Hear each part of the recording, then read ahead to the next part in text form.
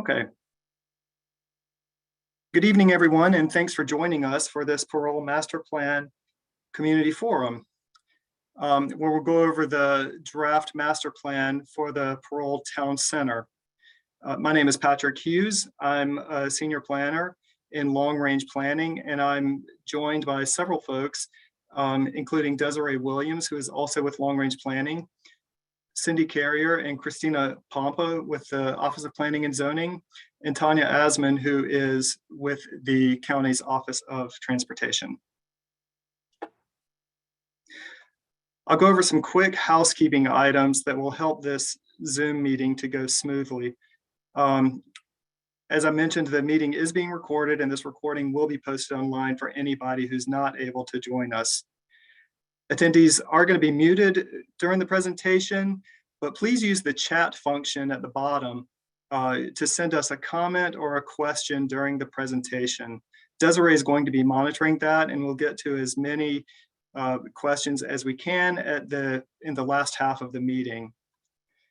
You can also send any questions that you have to paroleplan@aacounty.org. So this is the agenda. This is what we're hoping to cover this evening. There is a lot to cover, and like I said, we'll be taking questions in the last half of the presentation. But first, I do want to give an overview of the Parole Town Center and this master plan project, the general milestones in the process, go over what we've heard from the public thus far, and then really get into trying to orient you to what is in this draft master plan.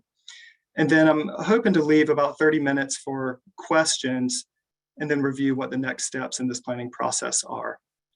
But before we get into that, I'm going to launch a very quick poll. And the first question is, how did you hear about tonight's public forum? And so you should see a window on your screen. Yes, I see results coming in now.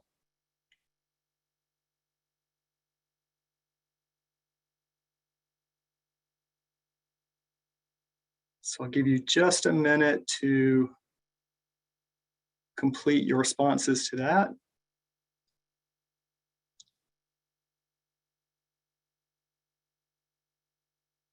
Okay.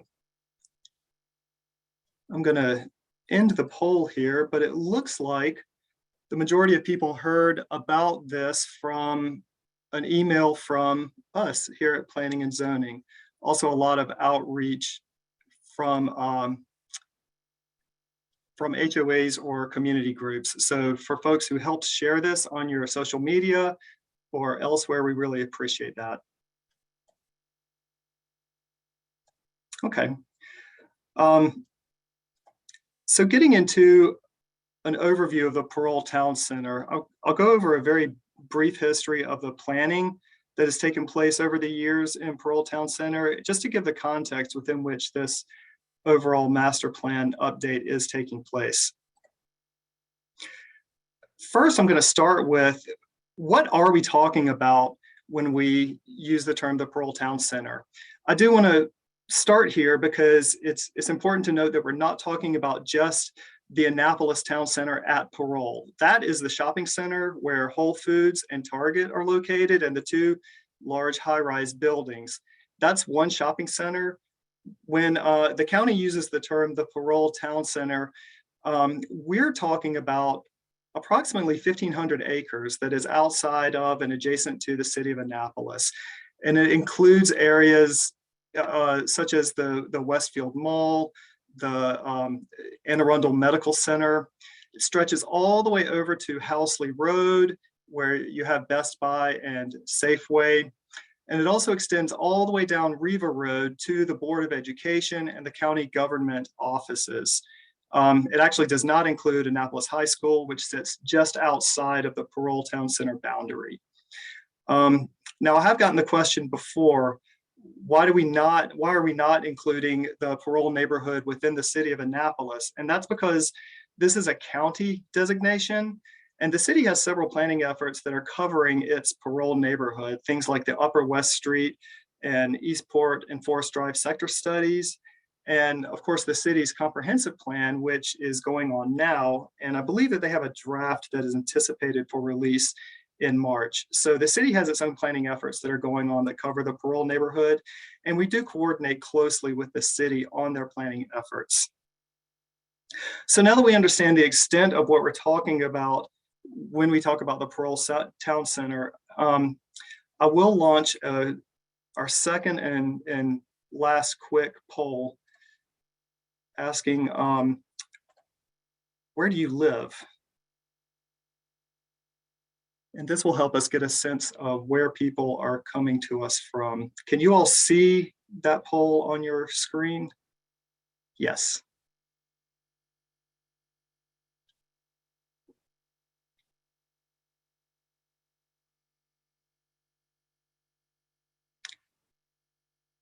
I'll give this about 10 more seconds. Okay. All right, I'm gonna end that. And it looks like we have about 43% of people who actually do live within the Parole Town Center. And as you might expect, many of the rest come from outside, but the Annapolis area, and then most of the rest come from Anne Arundel County itself. So thanks for sharing that. That gives us a sense of who it is who's joining us tonight.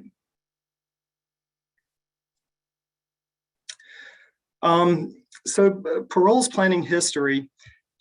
The Parole Town Center was first designated in the county's 1978 General Development Plan.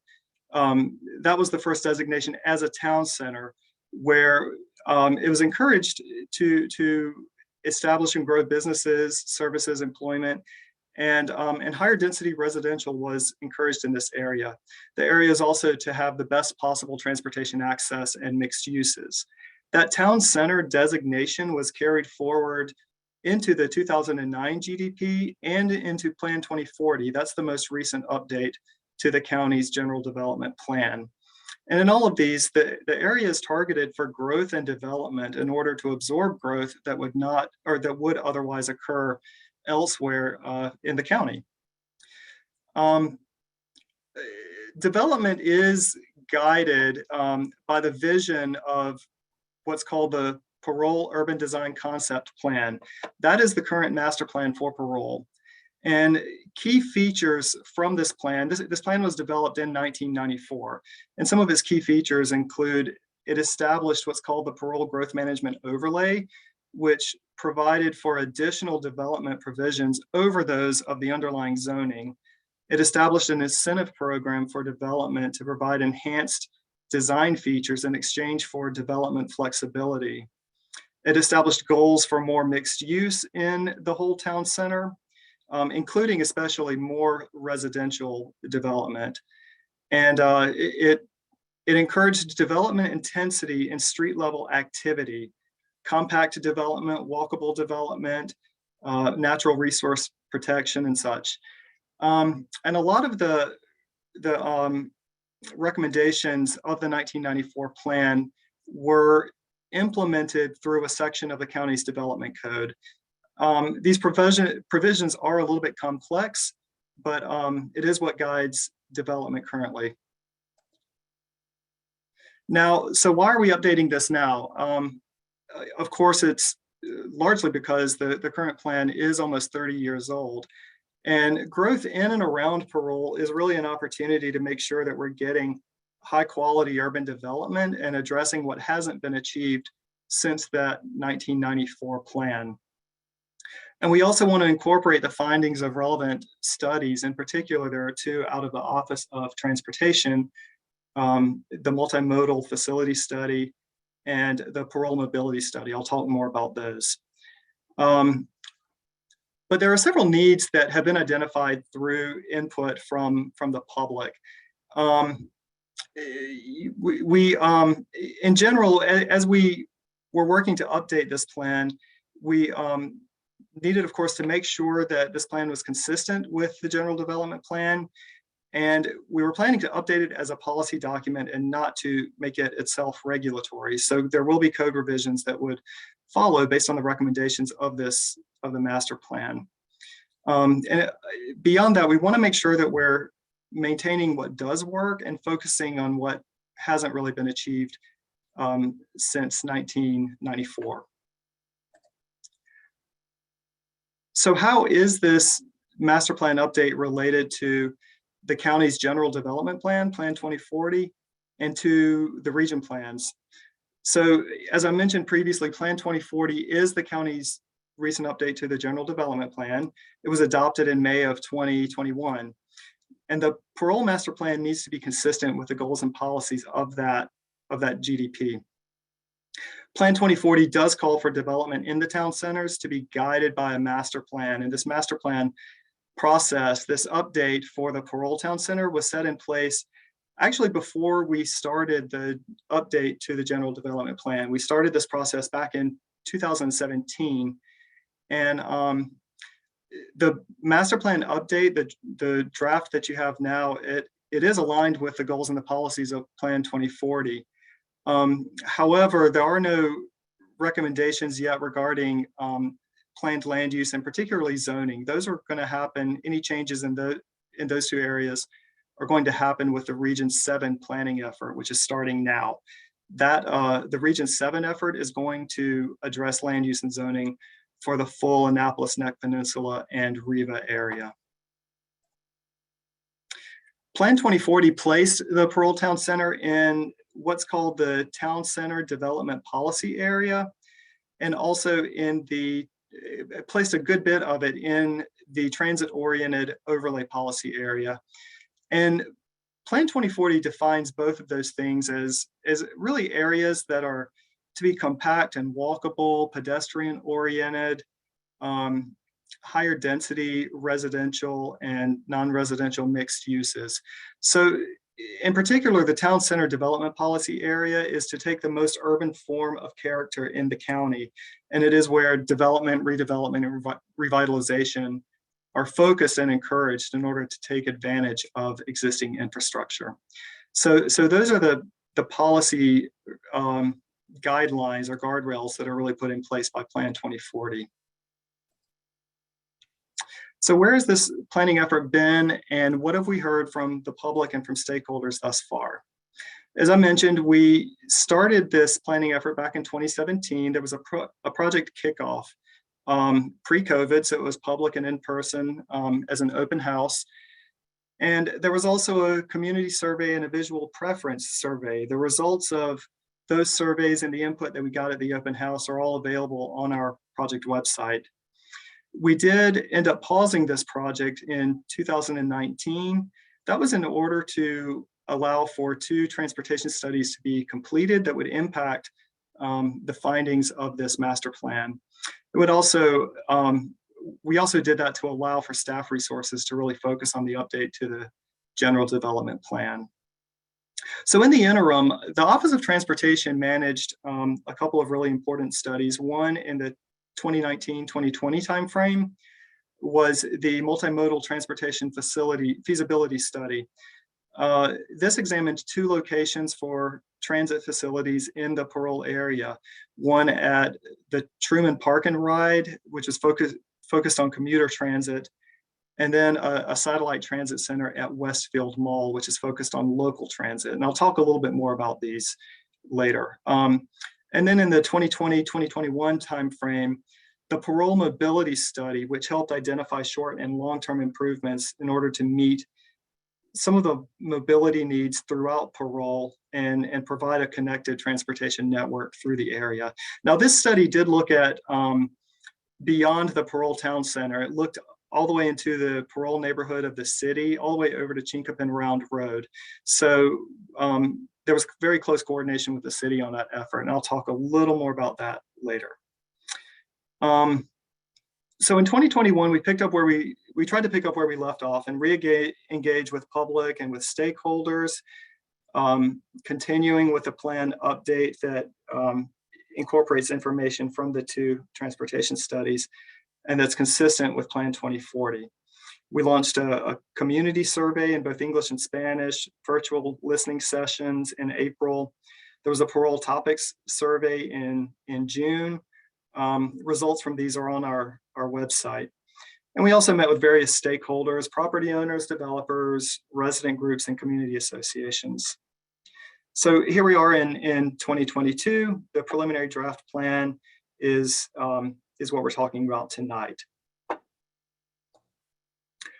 So in general, from our meetings with the public and with stakeholders, what are some of the things that we've heard and that we've tried to address with this update? Challenges, a lot of challenges with mobility, particularly bike, pedestrian, and transit connectivity, and mobility both within Parole and getting to the Parole Town Center. There are a lot of concerns with adequate infrastructure, in particular with traffic congestion in the area. There are a lot of concerns about the impact of changes in the retail environment and how these are accelerated or have been accelerated by the COVID pandemic. A lot of concerns about environmental issues. People cite impervious surface area, large parking areas, lack of tree canopy, and water quality impacts from these things. People also noted that there is a real lack of access to parks and green space within Parole. And in general, kind of a lack of sense of place within Parole, a lack of community feel or that sense of connection that people can have to a place. Conversely, there were a lot of opportunities that people cited. Redevelopment in general is an opportunity to develop in a greener and more urban rather than suburban pattern, and also to provide enhanced amenities and improved aesthetic quality of the built environment.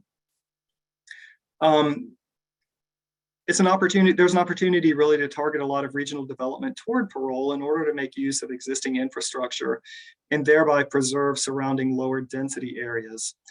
Parole currently is a very strong market for development relative to other parts of the county. And there are opportunities for housing for all income levels and all stages of life within Parole. And finally, just expanded opportunities for people to live and work, to live near their work and near other amenities together. Now, this isn't a complete list of everything that we heard. And as I mentioned previously, we put together a public input summary, and that's available on our project website, which is aacounty.org/parolegma. So what's in this draft master plan? I'm going to try to give you a general orientation to the plan so that you can review it yourselves and then make any comments or recommendations or give us input that would help improve this. Master plans typically begin with a vision. I won't read this to you or spend too much time on it, but the key point is that based on public input, the draft vision remains similar for the area as it was in 1994, the 1994 master plan. A dense, compact, urban scale community, mixed use and not suburban in character. And this is all consistent with Plan 2040. The draft master plan does refine the boundary to help align with the town center's property lines.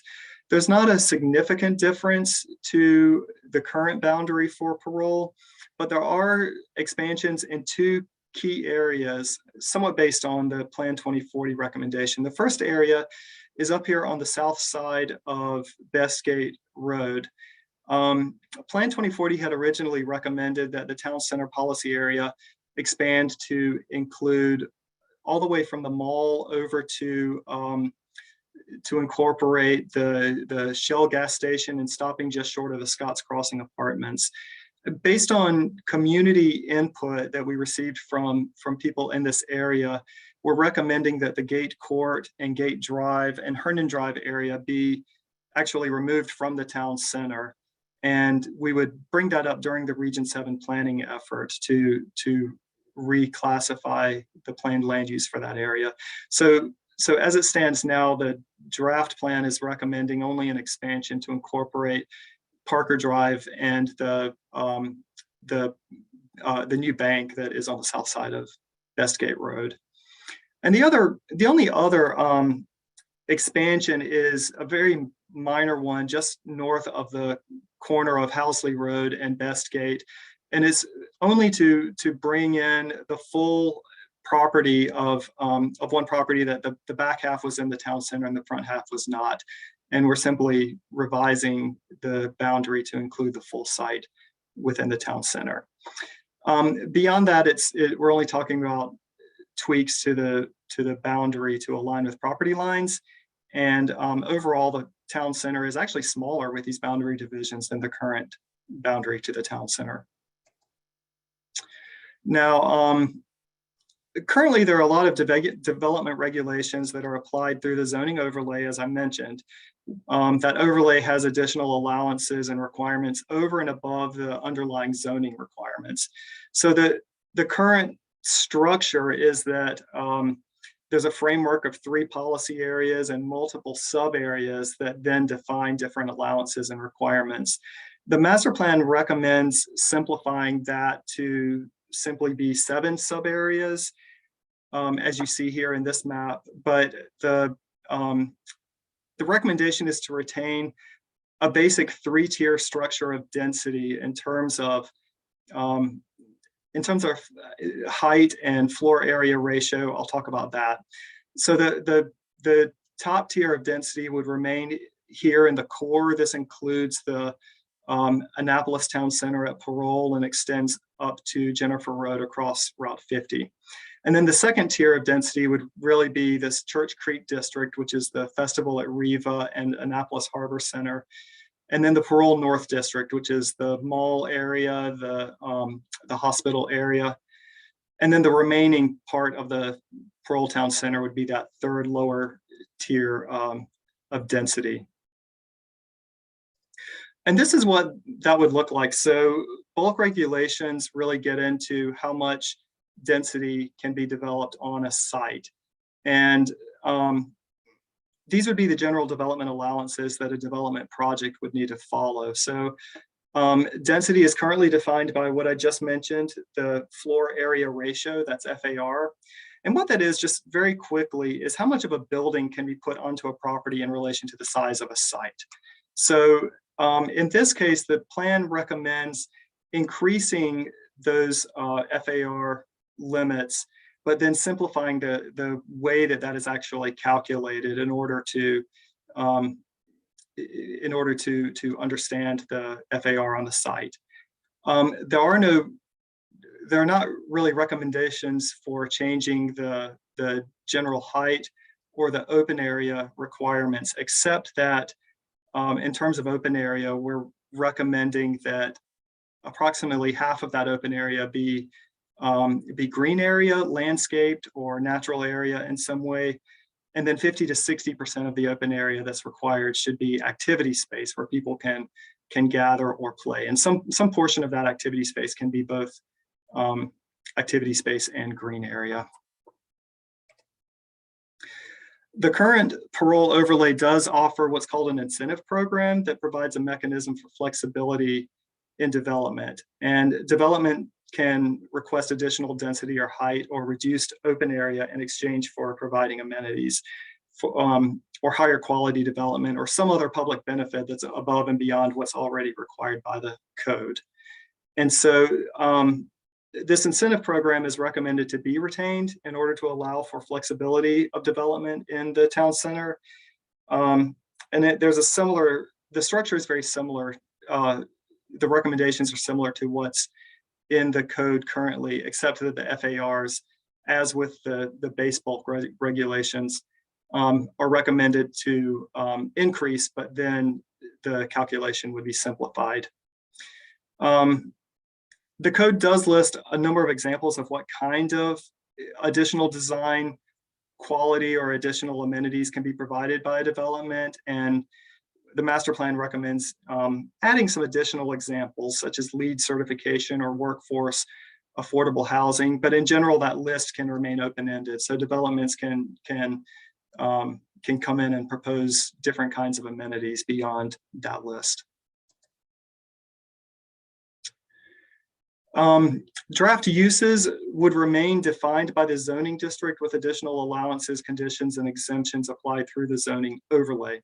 So one big change is that we're recommending mixed use be permitted throughout the Parole Town Center without having to go through the incentive program. And then there are various additional uses that the plan recommends be added as appropriate to the town center throughout. There are some uses that the master plan recommends have certain conditions applied that would make them more appropriate to an urban character. For example, gas stations in the more intense sub areas. The master plan recommends pumps to the rear of a building and having the building located toward the street front. The master plan also recommends things like self-storage really should be more of a use that's part of a mixed use project and not a standalone use in and of itself.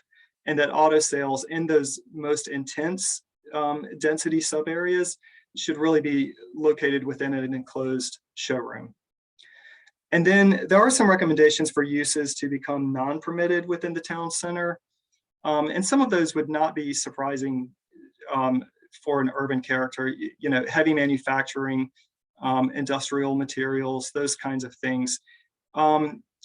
Some large-scale auto-oriented enterprises and single-family detached and semi-detached dwellings are recommended to be non-permitted. However, the master plan does recommend that there be language to protect the existing uses that are lawful currently, so that they can be exempt from registering as non-conforming. So the idea would just prevent new undesirable uses from coming into the town center. There are streetscape provisions that are recommended in the master plan.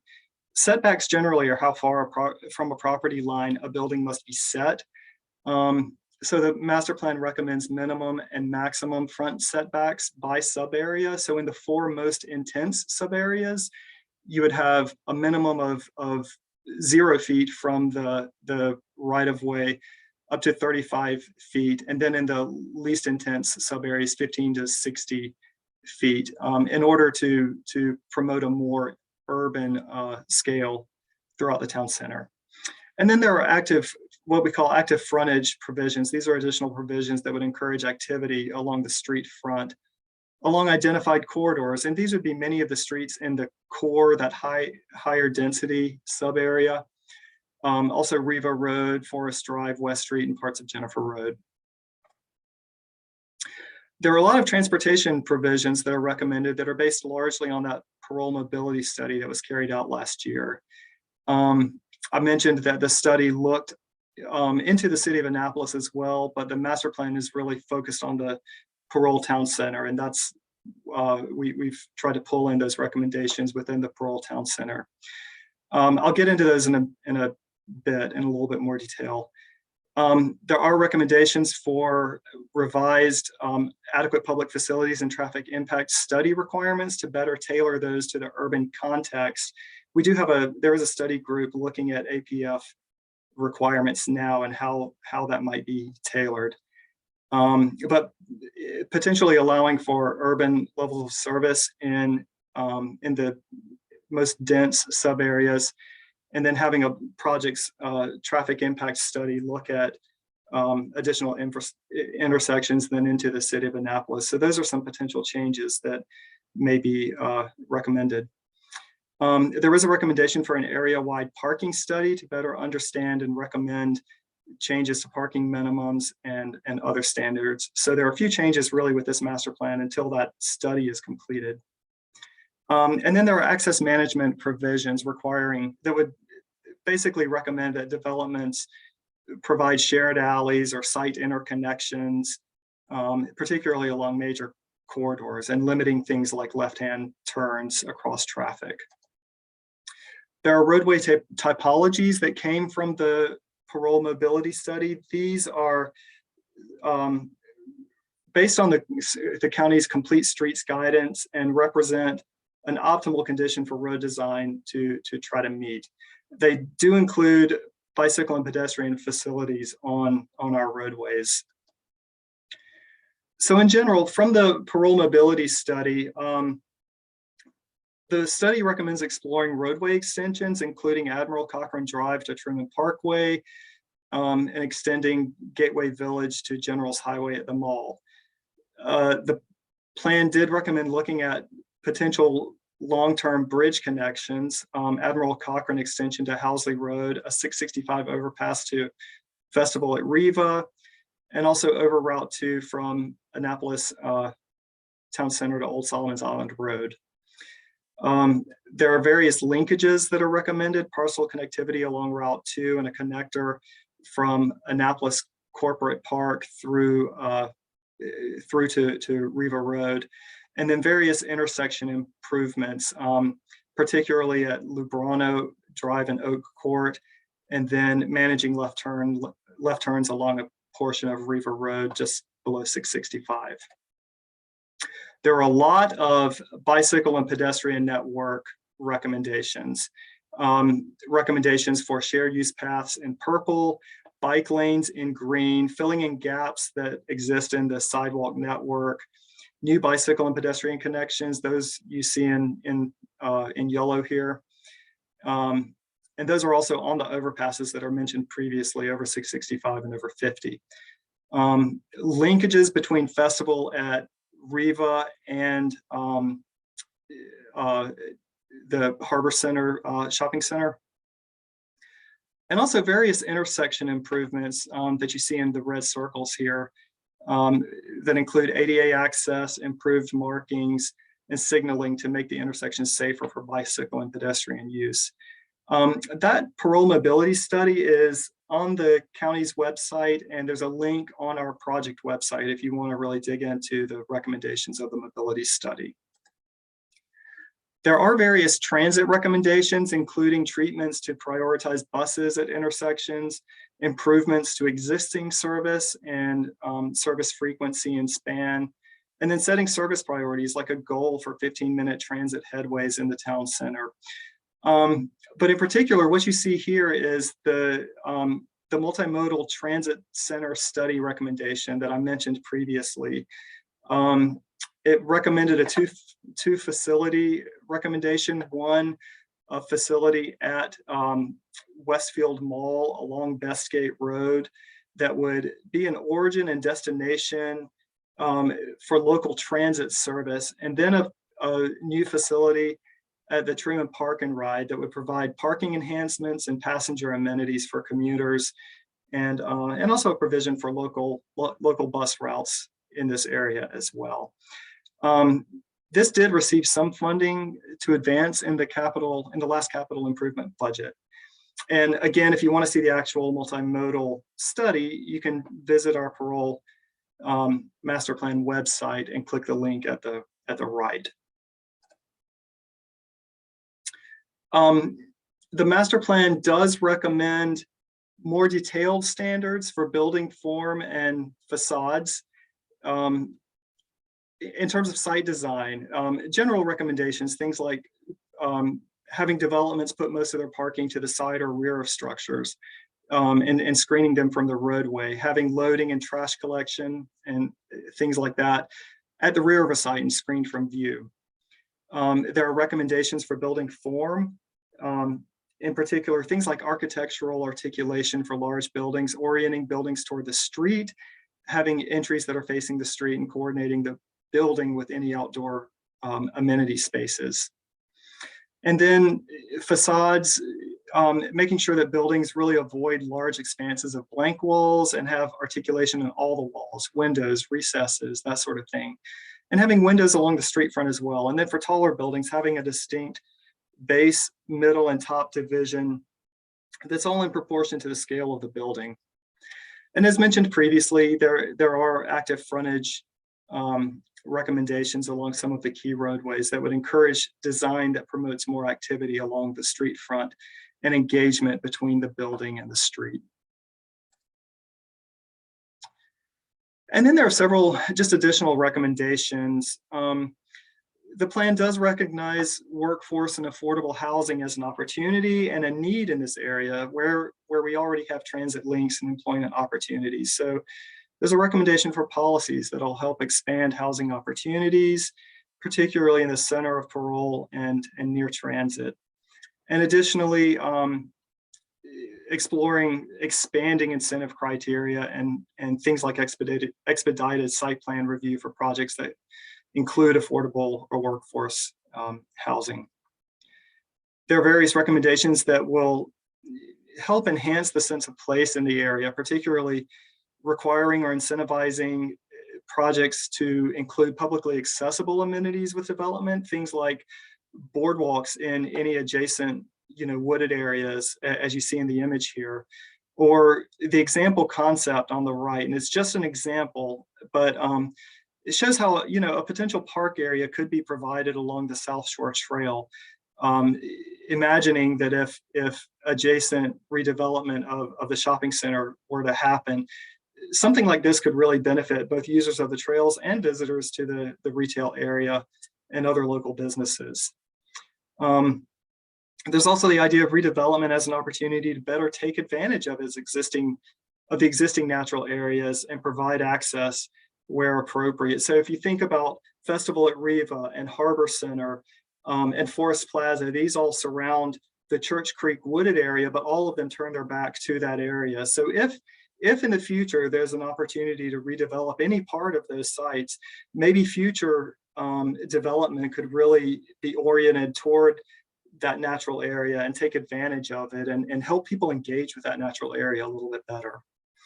The plan does recommend revisions to open area requirements. I mentioned this previously, to require both activity area and green space, and then recommendations to take advantage of natural areas, as I said.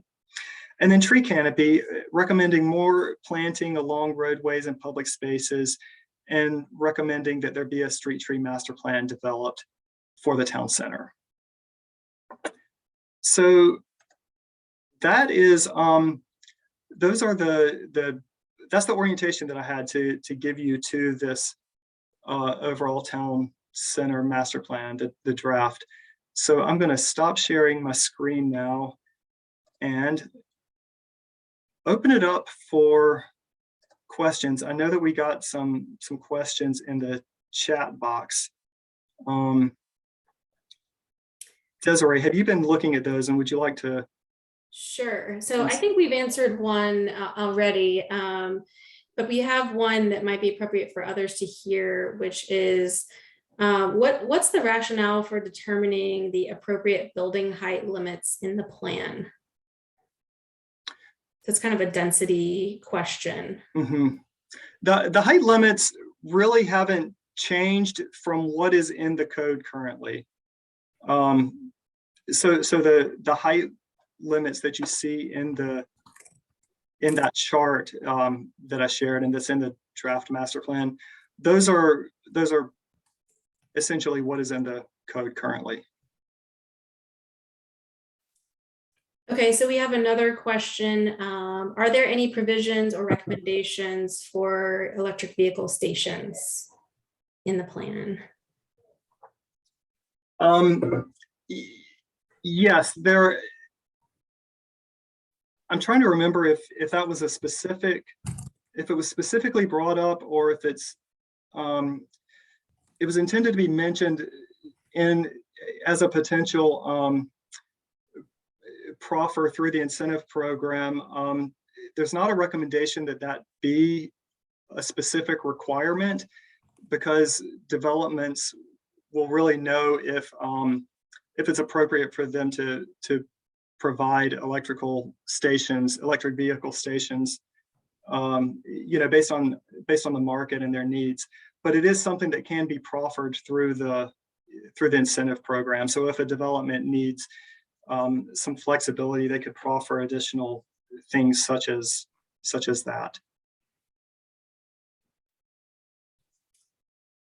Okay, we have a question about the Annapolis Mall. Will it completely go away in order to accommodate new buildings, transit station, parks, trails, etc.? Will the mall go away? Yeah, I think just the question gets to some of the recommendations and how that would affect the mall.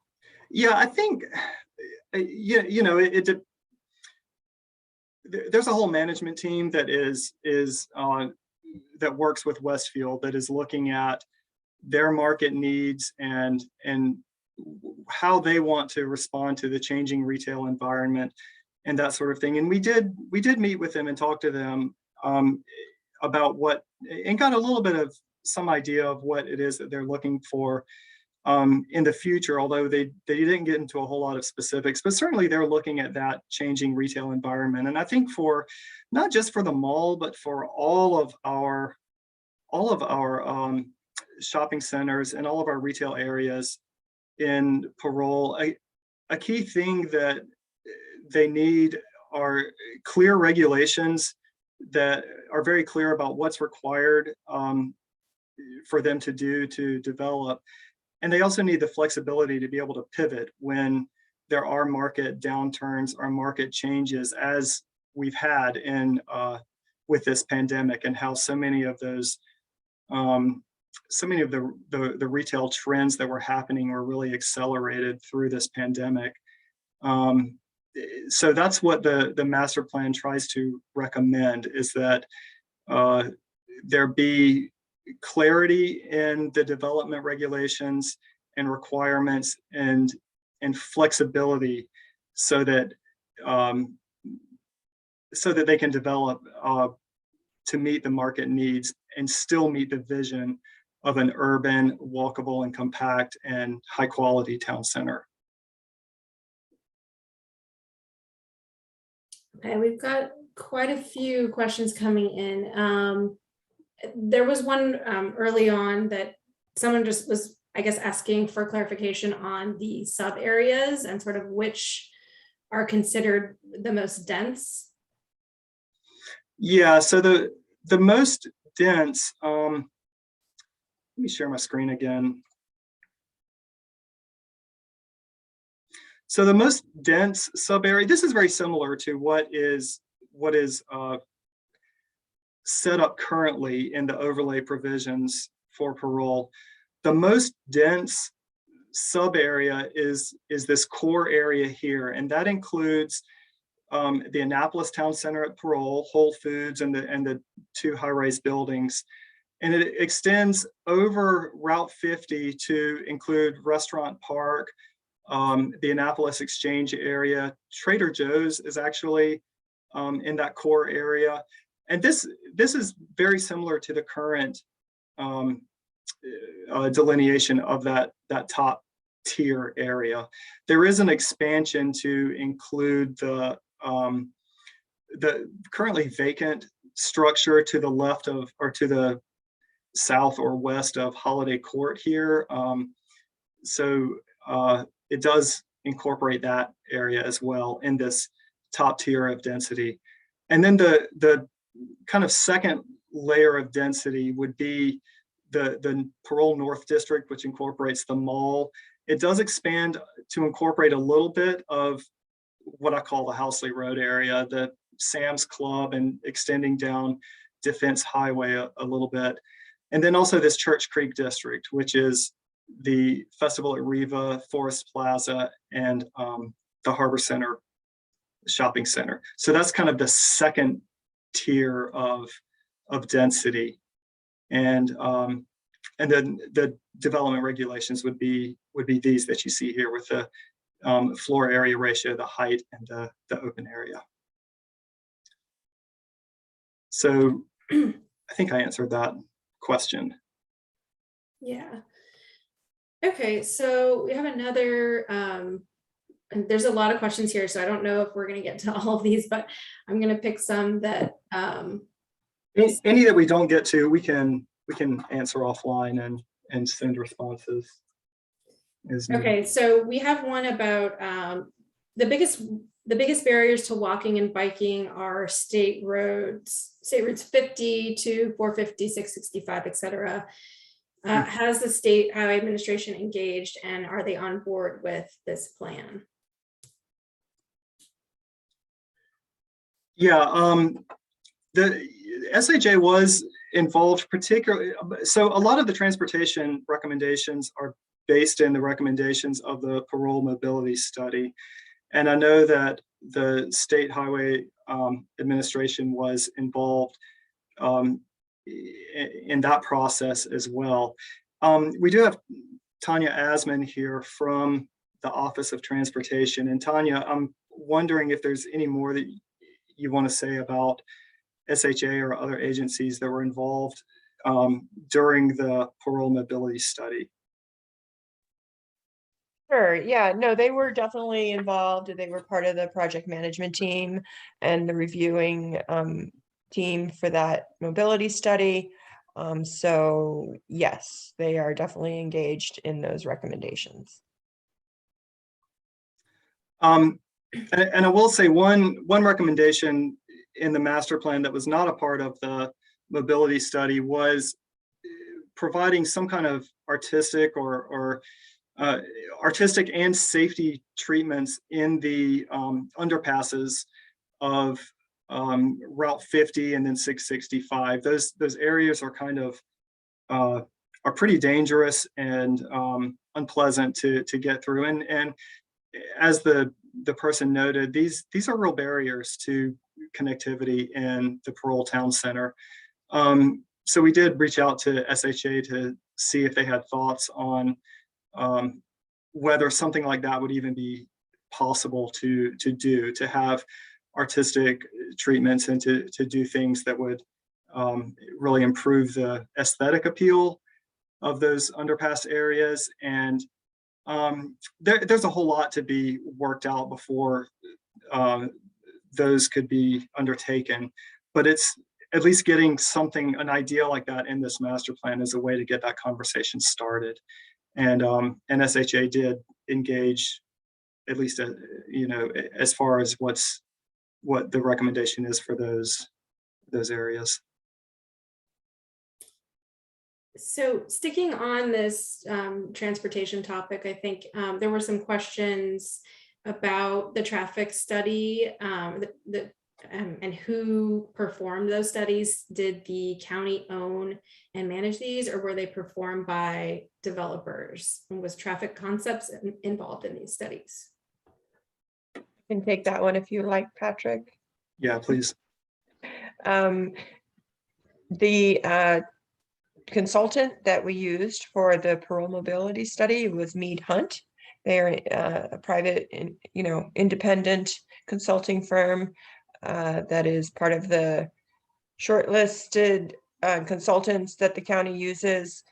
They're not a developer, and the information is county owned. Yes. Traffic Concepts was not part of the review. Thank you, Tanya. We have some, I guess, further questions about the pedestrian connections between Festival at Riva and Harbor Center. So there's one here. I'm really excited by the overpass connections over Route 2 and 665 and connecting Festival to Harbor Center with walking paths. How can we help accelerate these projects? This is the first step, really, getting that idea into a master plan that goes through an adoption process. Recommendations like that, it's something that's going to take a lot of investment from the county in order to happen. And the first step is having an adopted master plan where the council has seen the recommendation and weighed in on it and then adopted it. It would be that would probably be a more of a long-term type of recommendation to implement, but this is the starting point for that, getting it into this master plan. And I think I would also say hearing that comment is really important. So if you can, we're going to note that in all of these questions and comments tonight, but we do have a survey out on our website, and hopefully all of you have had a chance to look at that and engage with that. It's a survey that sort of walks through some of the key tenets of this master plan and then ends with a survey. If you can input any of your thoughts like that into that survey, that gives us something to point to. It gives us numbers that we can point to that people support or don't support any particular idea in this draft plan, and it will help us shape the next iteration as it goes through the adoption process. Okay, we have one more transportation related question, and then we can kind of switch gears. Where specifically will the transit station be on Bestgate Road? And is the plan to increase local Annapolis transportation or create connections outside of Annapolis, such as to Baltimore or DC? I can start that, and then Tanya, maybe if you can fill in anything that I don't say or don't address. But the proposed location, as you saw in the image that I shared in the presentation, and that is in the master plan, is on Bestgate Road. It's kind of near the intersection with Housley Road and Generals Highway. There's a sort of separated parking lot that's little used on the mall property, and that is where that site is. Tanya, I don't know if there's anything more that you can add about the particular program in terms of local transit and then commuter transit. I think that the idea is to provide a an intermodal transit center. So yes, it would be commuter, and it would be within the county as well. So there, like you said earlier today, Patrick, the TOD study is probably the best place to look to see what the recommendations are for that site. Yeah, my understanding is primarily at the Westfield site, that would be collecting and coordinating the more of the local transit, so the Annapolis transit buses, and then connecting them with things like rideshare bikes and bike share and that sort of thing. And then having a link over to the more commuter focused facility at the Truman Park and Ride facility. And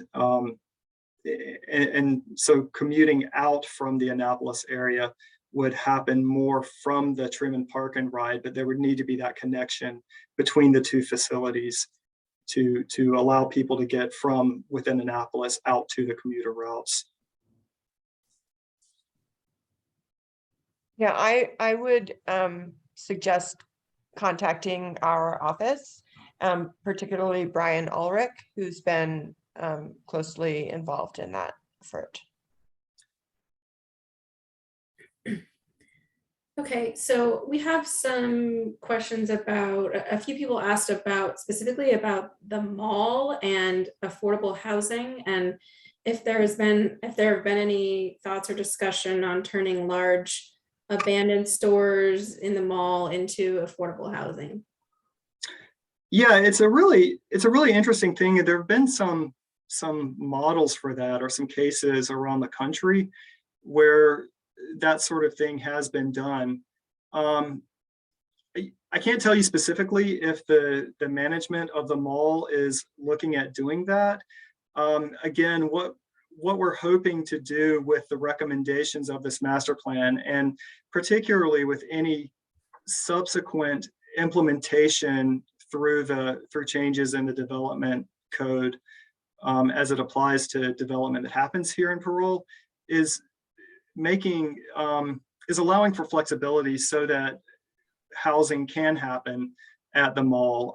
One of the key recommendations is to allow for mixed uses throughout the town center. So any particular site could have both retail and housing on it. So that's a key part of one of the recommendations of this master plan, and we're hoping that will help set up the potential for getting affordable housing at the mall or at any of our sites that redevelop in Parole here. Okay, I think our next question, we have someone asking about, do developers explicitly have to comply with recommendations in the plan? They use an example that 2,500 Riva is being developed. Is their plan within the plan recommendations? Yeah, 25, you said 2,500 Riva. It is, they are proposing mixed use there with some residential units at the rear and then retail along the front. So that is very consistent with the general idea of this master plan. But again, the master plan really sets out a broad vision for the Parole Town Center, and a recommendation that, you know, future development in the Parole Town Center should meet that vision. It really gets implemented in things like the development code, the zoning code, capital budget, investments, that kind of thing. So it's when the council adopts changes to the overlay provisions that are in the code, in Article 17 of the code, that is what developments will be required to meet. We do reviews though in the long range planning office to comment on developments as they're proposed, and we do look at whether they're meeting the intent and the vision of our master plans. Okay, there's another question here, maybe a difficult one, but a good one. It is frustrating that development always precedes infrastructure and capacity building, which lags by years, if not decades. Please tell us how infrastructure requirements will be enforced before development occurs. A key piece of that infrastructure is of course traffic, and I think that's what a lot of people think of first is the traffic congestion that you have, not just in Parole but throughout the county. And so the mobility study really did look at how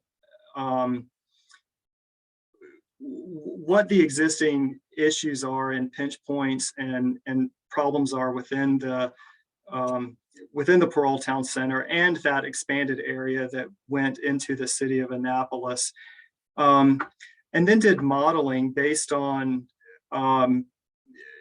future projections that are our local population projections based in our transportation analysis zoning projections, and even did modeling based on a much more aggressive development scenario where we projected out if I think over a dozen or 15 sites in the overall Parole study area were much more aggressively developed with higher density development than what was even projected in our current projections. You know, what would the traffic impact be there? So all of that was considered through the mobility study, and then ultimately the recommendations of the mobility study reflected addressing those traffic concerns that were then modeled in those areas.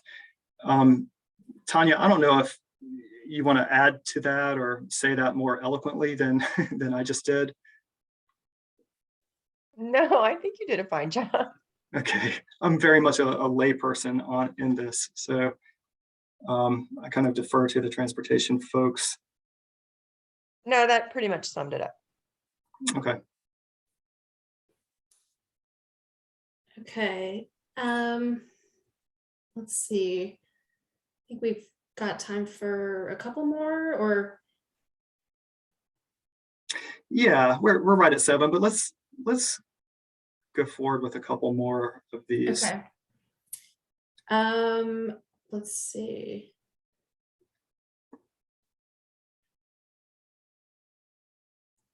There's a question about, I guess, traffic projections. Did we do any traffic projections based on new allowable heights of buildings? Well, go ahead, Tanya. I saw you unmute. I was going to say, I don't think we specifically called out like the height of the building. It was not necessarily based on that. No. Yeah. I think it was more, if I'm not mistaken, it's based more on use and projected employment, residential, and traffic generation. Correct. Again, the recommended heights are not different from what's currently allowed in the code. So those are actually captured under current projections in the TAZs, or they should be. And so Right. yeah, there's not additional capacity with regard to height. And in fact, really, there's not, the master plan does not really significantly increase development capacity. At least the recommendations do not significantly increase the development capacity in our analysis. We looked at that, and there's still a lot of development capacity under the current regulations as they stand now. So we are just past 7 o'clock now, and I've seen some folks have started to leave. Let me say, I'll read through these questions and see what else needs to be addressed, and we can get back to folks. I see Tanya had shared some comments in there, some contacts for the Office of Transportation if people want to reach out. I do want to share very quickly our last screen so that people can take note of this. So we do have, as I mentioned, there's a draft survey, a survey on the preliminary draft that is open through January 30th. That's available on our website. Our website is aacounty.org/parole-GMA. I would encourage everybody to go and give their thoughts through that survey. That gives us the opportunity to put everybody's comments together and analyze and run some numbers on some of the responses that we're getting. But we do also encourage, if you have thoughts that really don't fit within that survey, feel free to send us questions or comments at paroleplan@aacounty.org. We've already gotten some comments through that email address already, and we'll be glad to take any others that you might have. We, as I mentioned, we are recording this meeting, and this recording will be posted online. Next steps, we're looking at this potentially going to the Planning Advisory Board next month in February. And then following that timeline would be the master plan would go to the County Council for adoption around the April timeframe. So that's the time frame that we're looking at currently. And that's all that that we have for this this meeting tonight. If you all have any other questions or thoughts, please email us or contact us or submit them through that survey. Look for this recording and please share it with your friends and neighbors, and particularly share that survey opportunity. That's it. Thanks everybody for showing up. We appreciate your time. Thank you.